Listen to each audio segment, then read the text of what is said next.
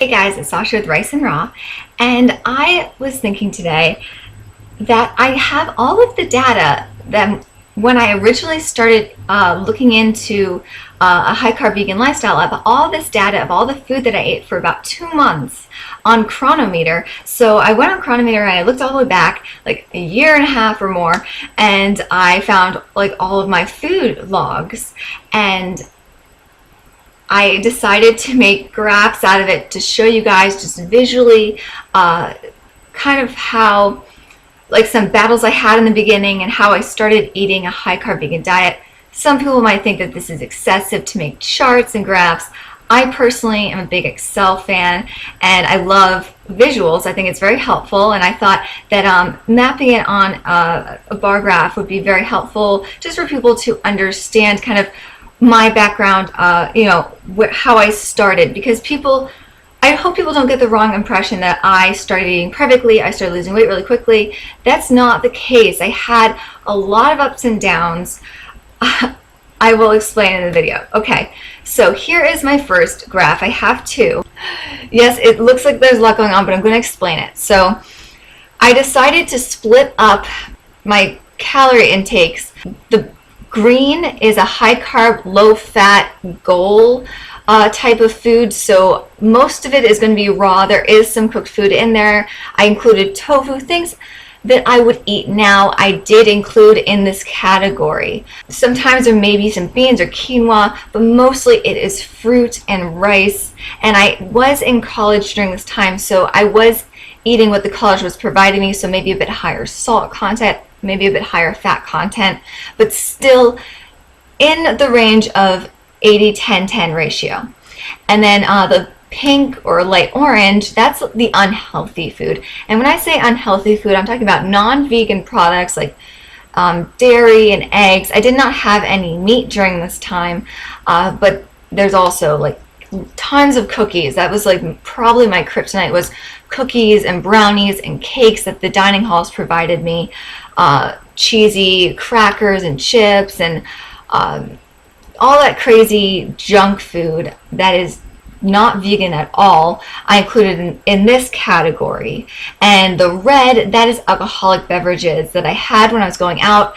I just wanted to make this separate because I was in college and I was still somewhat in the social scene, still going out, and I wasn't ready to give up my alcoholic beverages at the time. Today, I maybe have a glass of wine or a beer once a month or once every other month, so it's never that much. And even so, I don't know why I do it. I think it is just because it's a social thing and I don't ever end up drinking much anyway. That definitely is a goal of mine, to completely stop drinking, but for now, once every other month, one drink is not the end of the world, for me at least. I want to talk about the three sections that I split this up in. The first 3 weeks, I was trying to eat fully raw. As you can see, I wasn't perfectly fully raw, but I was definitely trying, and I was just not eating enough food. And this is why I constantly tell people how important it is to eat enough on 80-10-10, whether you're being raw or cooked. It's so important, because what happened after me not eating enough was just so detrimental to my psyche, to my body.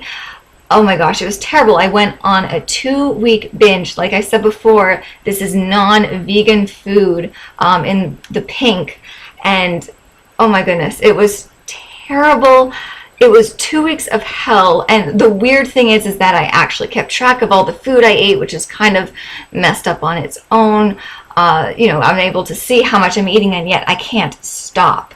My theory is, and I don't know if it's completely correct or not, but my theory is I was not eating enough before. For the 3 weeks, I was pretty much starving on a cellular level, so my body was going crazy the second I gave it any kind of sweet junk food, high fat junk food. It just went crazy and I just couldn't stop. So as you can see, there was 2 weeks of that, and I still was eating healthy food. Like in the morning, I would have my banana smoothies.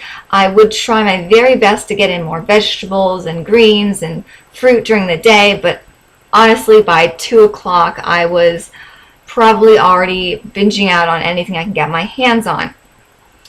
So after 2 weeks of this and 10 pounds of fat actually put on my body, 15 pounds of, of weight in general, so there's probably about 5 pounds of water weight that came off pretty quickly. But after this, I was like, that's ridiculous. This is not how I want to live my life. I want to live it in abundance. And so I decided to eat enough food. And as you can see, there is a huge change that goes on. And for 30 days, I ate a lot more healthy food, a lot more fruits and vegetables, good amount of raw food, but I wasn't afraid to incorporate more cooked food if I wasn't able to get in enough calories for the day. As you can see, the amount of unhealthy food dropped dramatically. And yes, there were a few days, and you can see it actually at the very end, I start to trail off, eating less healthy food, and then you can see that I start eating more unhealthy food because I'm having less healthy food. So my whole theory of this is that if you eat more higher calories of good healthy food, there's less likely of a chance for you to have cravings, less likely of a chance for you to binge. And that's why I'm just so passionate about eating enough, because nothing is worse than feeling so out of control with your food, feeling like you can't really decide in a moment if you want to have something healthy or not because you're just so angry and mad and hungry and all of these crazy emotions going on, just in this manic state of mind. So that's why I just really am so passionate about this.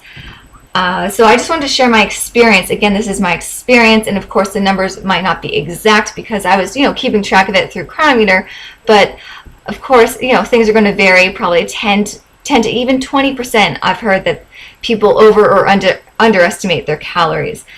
So this is just to show a trend, to show an idea of mine that, eating enough healthy food will equate to eating less unhealthy food. And my next graph, I think this is pretty cool. I split it up into the 3 sections, where the 3 weeks trying to be fully raw, the 2-week binge, and then the 30 days of committing to eating more food. And as you can see, I did an average here of the amount of calories during this time. And the green is the healthier food, high carb, low fat, food that I would eat today. And that is the average during those times. And then the pink is the average unhealthy food during the time. And as you can see again, during the 3 weeks trying to be fully raw, I was eating a lot less, and yet I was still having a bit of unhealthy food, but I was trying to keep my calories as low as I could because I was trying to cheat the system. I was trying to lose weight as quickly as possible and not gain any weight on the lifestyle, and I was really convinced that I was going to be able to do that. But the thing is that the human body needs fuel, and if you go a certain amount of time depriving it, it will retaliate and you will start craving and binging. And like I did during the 2 weeks, I just went nuts. Luckily, I was having a bit more healthy food during this time, but I was having an alarmingly a high amount of unhealthy food. As you can see, 2,600 calories. Again, this is averaged, all rounded. It's not perfect numbers, but it's just to get the idea. And then the 30 days of committing to eating more, I ate a lot more healthy food and I had a lot less unhealthy food. And for this graph, I just want to point out that I did not include the alcohol calories or the alcoholic beverage calories because I felt like it would skew the results, because that was more of a conscious decision to go out with friends and socialize and drink, and I wasn't ready to go out and socialize without drinking. So I didn't really want to put that in because during my 2-week binge, I definitely was not going out and partying because I was depressed and sad and I felt absolutely terrible about myself. And then when I started feeling a lot better, I started to go out again because I was eating better. Even if I didn't lose any weight, I just felt so much better about myself eating healthier food. And I was trying to get as much healthy food as I could get in, and it worked. It helped me so much with limiting all of the non-vegan food, all of the unhealthy food that I did not want to be eating. And then after the 30 days, that's kind of when I decided to put that as my start point on the high carb vegan lifestyle, because I started to have the hang of things. I started to be comfortable with it. I would still have little slip ups here and there, still have maybe a cookie, but over time it would start to just be high carb vegan foods. And so that's why I say November 1st is, the day that I started. And this was in 2012. So it's such a long time ago. Like, that's a year and a half ago from this point. So from when I started to when I started losing weight was actually about 4 months and a little bit, like maybe 4.5 months, I would say. So I have said that I started losing weight after 2 months, but I was counting that after I stopped gaining. So it took me like 2 months to eventually even out and gain weight and figure out what I was doing on this lifestyle and how to make it work for me. It took 2 months to do that, a little bit over 2 months, and then it took 2 months to then start seeing weight loss. So in total, I was waiting around for like 4.5 months to see really anything, struggling with this, trying to figure out how to do it. Trying to cheat the system, failing at cheating the system because you cannot cheat health, and then finding my way, getting on track. And during these times, mainly right after my binge episode, I decided to also really take into account how I feel about myself. I felt like that was really important. And it would reflect in my diet if I loved myself. So I know I've said this before, I want to say it again. I decided to put Post-it notes on my wall, one for every single day of the month, and then I would write in the morning something good about myself, something I wanted to kind of achieve during the day. Hold your head up high when you walk to class, don't look down, kind of positive things like that. I couldn't think of anything, just say how much I love myself, how good of a person I am.